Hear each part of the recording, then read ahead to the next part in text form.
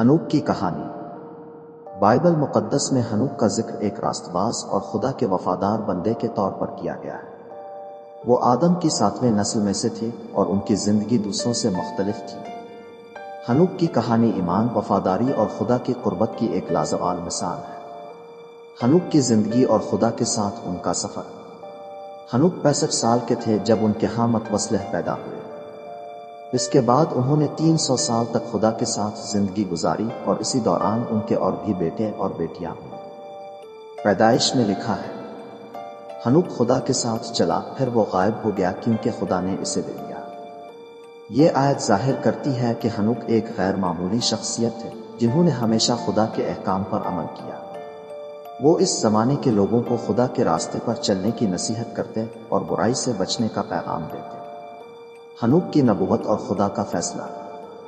ہنوک ان اولین لوگوں میں سے تھے جنہیں مستقبل میں ہونے والے خدا کے فیصلے کے بارے میں علم دیا گیا۔ خدا میں ذکر ہے، دیکھو، خداوند اپنے لاکھوں مقدسوں کے ساتھ آیا ہے تاکہ وہ سب پر عدالت کرے اور بے دینوں کو ان کے سب بے دینی کے کاموں کی سزا دے جو انہوں نے بے دینی میں کیے، اور ان سب سخت باتوں کی بھی جو ان بے دین گناہگاروں نے اس کے خلاف کہی ہے۔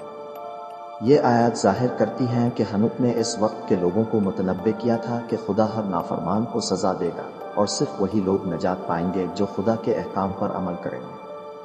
ہنوک کا آسمان پر اٹھایا جانا۔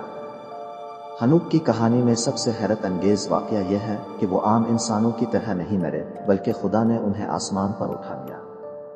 عبرانیوں میں لکھا ہے، ایمان ہی کے وسیلے سے ہنوک الفاٹے لیا گیا تاکہ وہ موت کو نہ دیکھے، اور وہ پایا نہ گیا کیونکہ خدا نے اسے الفاٹے لیا تھا، کیونکہ اس کے الفاٹے جانے سے پہلے اس کے حق میں یہ گواہی دی گئی تھی کہ اس نے خدا کو خوش کیا تھا۔